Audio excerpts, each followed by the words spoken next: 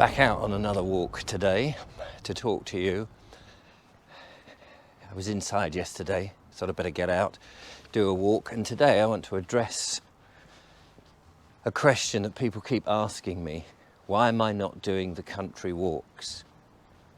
That's a good question. I enjoy walking in the country. I love going out and exploring new places and new things.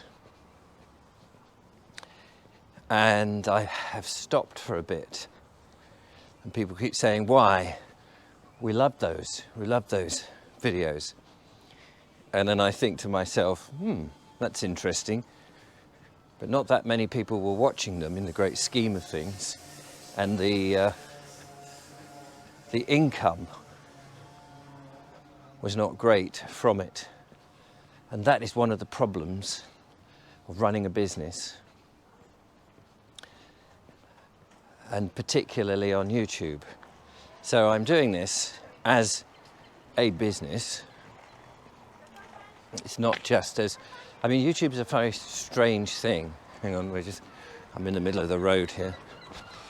YouTube's a weird old thing. It's very democratized. In other words,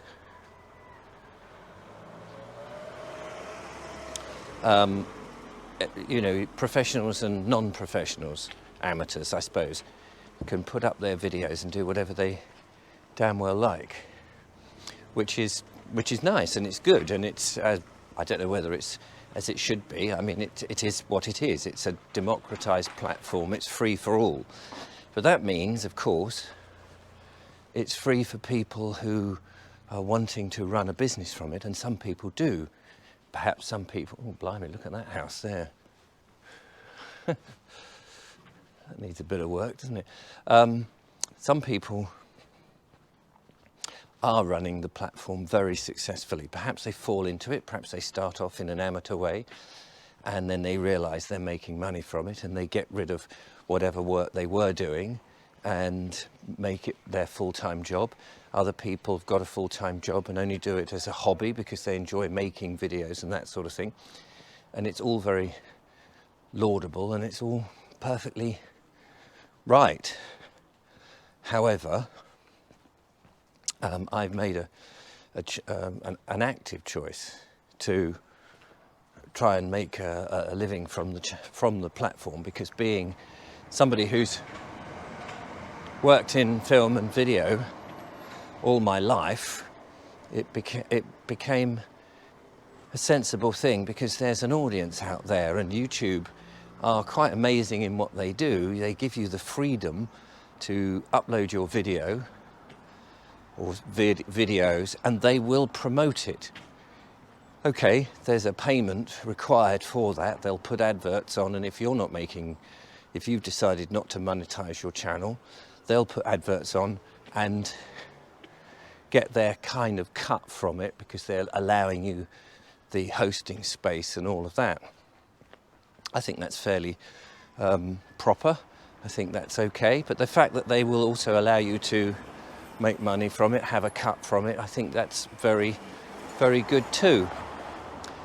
So I'm embracing the YouTube phenomenon, because where else can you go? I've tried television. It's a bit dark down here. I'm going to cross the road here.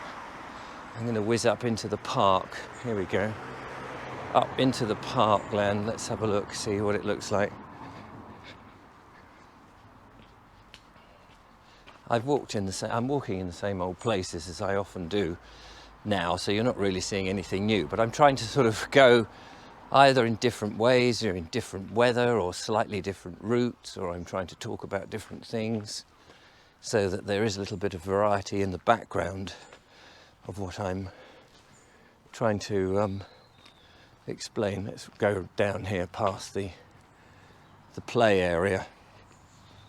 So yes, so I'm trying to embrace YouTube as a platform, as people do. That's understandable. I don't think anybody has a problem with that, although actually when you read some of the comments and people saying, oh Richard, why don't you get a proper job, and all this sort of stuff that people do say to you, and they don't understand that this is a potential job, and you're investing your time and effort into it. And a lot of business, if anybody's in business, they'll know that there's a lot of research and development that goes on. You have an idea, you've got to see if there's a market, you try it. You've got to try it long enough to know if the market is going to bite, whether it's possible to do that. You look at what the competition are doing and seeing what they're doing and how well they're succeeding. Can you improve on what they do? And then you give it a whirl, and you invest what you have got to invest. There's no point investing more money than you have if the return isn't going to be there. And so you hedge and you play around with the ideas and the concepts of it all. And that's very much what I'm doing, or have been doing for the last 5 years. And the walking videos is what I started doing. And the reason I started the walking videos is I wanted to try and find something on YouTube that would work, that didn't involve sets, camera crew, lots of scripts, because I'd started with the Bald Explorer 6 episodes, which took 3 months to make. The one about the canal, the abandoned canal, the one about travelling, one about Petworth, one about Lewis, one that was looking at the earlier monuments. Is that all of them? There might be one more in there. And Tunbridge Wells, of course, how it. Now, they took 3 months to make, with lots of negotiations with whether I could turn up at the locations, had a big camera, needed a camera person to assist me, which turned out in the end to be either a friend or my children. And most of it I shot myself. Sometimes I was working with a charity, or a trust rather, and sometimes, you had permission to film in certain places and sometimes you didn't. Sometimes I had more than just a camera on a tripod. Sometimes I had to take a bicycle with me. There was a whole load of stuff, and you would go to the location beforehand, you'd have a look at the location. What is there? Aeroplanes flying overhead? Where's the nearest loos? Because you're going to be there all day. I didn't have a van with my own loo in it back then. All of that one needed to sort of work out, because I treated it as if it was a professional film shoot. At that time I had no real concept of what doing a YouTube required. I thought in those early days that you did the very best you can as if you were making a television program, which is why they are quite televisual. They took months to make. There was CG, computer graphics, to produce, and all of that I did. And all that time you're not earning anything. I had a job, of course, at the time, and I was out making corporate videos in between. So all of that I'd scripted. I was reading books and bringing up the subject and all. Anyway, so I made these 6 programs over 2 years, put them up onto YouTube, and waited for the views. And nobody came, nobody viewed it, because that's not how YouTube works. I didn't realise that back then. But they are, they're very nice. The community channel, which was a Sky TV channel, picked them up and got behind me and said, oh, we'd love to show these, but they had no money. And I thought, well, it doesn't matter. Perhaps somebody will see them, somebody will be impressed. Perhaps they'll see that there's I don't know, a hint of something, a skill or something that I could bring to the table, that you might start making connections with people. People would come forward and say, we really like what you do. And then I did, and I had a producer from Coast, a television programme on the BBC that people like Neil Oliver was one of the presenters, and they would do I don't know whether it was every day or it was certainly weekly, if not daily, with 4 or 5 different presenters going around the coast looking at history and the geography, the geology and all of that. And I was rung up by a producer who said, Richard, really love what you do. I've seen your work on the community channel. We're looking for a new presenter. We really like your style. We'd love to put you forward. What did you read at university?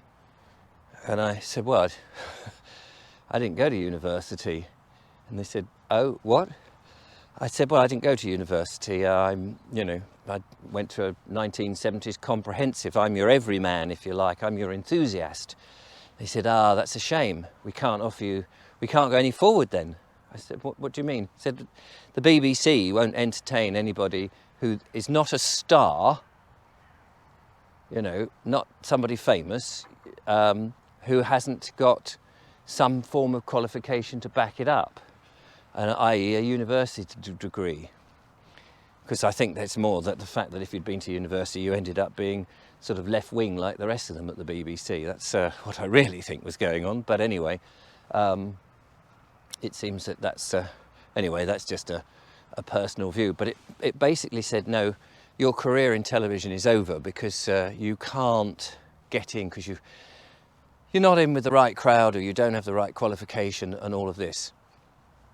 And that's when I thought, right, YouTube is the thing for me then. I will go and explore this platform for the next few years and I will commit myself to it, which I have. But as I say, I instead of writing a script and going to places and spending 3 months making a program, having watched the experts, I realized that what you need to do on YouTube is to make not programs, not films, not really videos, but content. Just a factory of, in order to get views, people have got to, you've got to just keep churning out stuff. And once I realized that, I thought, well, what can you do? What can you possibly do? And just at that time, the GoPros were becoming popular, and the gimbals were around, and I put a GoPro on a gimbal before, like I am doing here, a GoPro with its own stabilization. And I would go and do walks in the country. I realized that the countryside was free.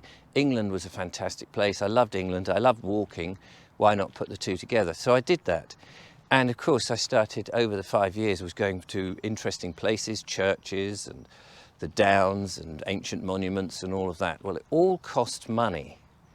Putting petrol in the car when I had a car, now diesel in the van, going somewhere, making a video. And then, of course, I upped the ante, didn't I? I made these videos from the early stages, just a gimbal and a GoPro. And then I started to make them more interesting by taking a different camera, buying and trying to improve, making them better, getting more enjoyment out the process of filming them, spending much longer filming close-ups of leaves and the ground and the scenery and trying to make beautiful shots. So in the end, I got to that point where I would go out, I would put 20 quid into the tank, drive half an hour away, park up, having spent and worked out where the walk was going to go, do the walk, take a tripod, take the DSLR camera, film it in a beautiful way, film lots of me walking about, spend a couple of hours doing that possibly, then get back. So that's pretty much the whole morning. Then I would come back and edit. And because in order to make any kind of return, any kind of money, I had to keep feeding the monster. You had to do this day after day. So I was doing dailies to A, build the audience, and B, try and earn some revenue. And so I would spend all day doing this for one video. And the video return, even now on a walk where, a couple of thousand people will watch, and I might be lucky if I get £15. So that's less than the money I spent on putting into the diesel. I put 20 quid to go to these places. I covered a lot of the Sussex area.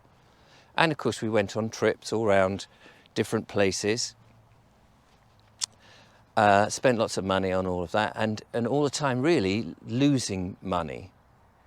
I have, of course, patrons and people who were supporting me, and that kept me floating. That brought the level of money up because people were supporting what I was doing, but not making a profit, just keeping my head above water. And then in more recent times, I started to get a bit frustrated about this because, and you only have to go and look at other people who are doing local walks, not big, walking the Pennine, walking the Sahara Desert, not those people who have got the opportunity to do something rather fantastic and unusual. I'm talking about people who, my friend Mark, who does similar things to me. And sadly, and I don't know why, but his audience figures are very small. My audience figures are a bit bigger, but they're not big enough to earn a proper living from it, because the money you put in, even just in the petrol, you don't get back. And so when people say to me, Richard, why aren't you doing the country walks?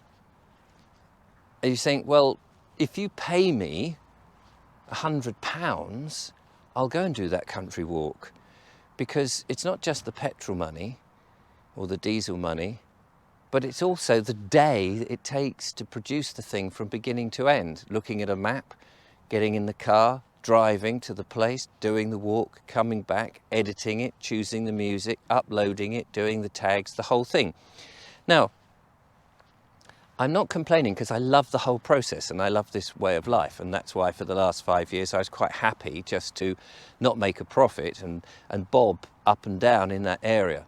But I've just come to that point where I would like to make a profit. I've met the lovely lady, Julia, who's in my life and been part of the videos for a long time.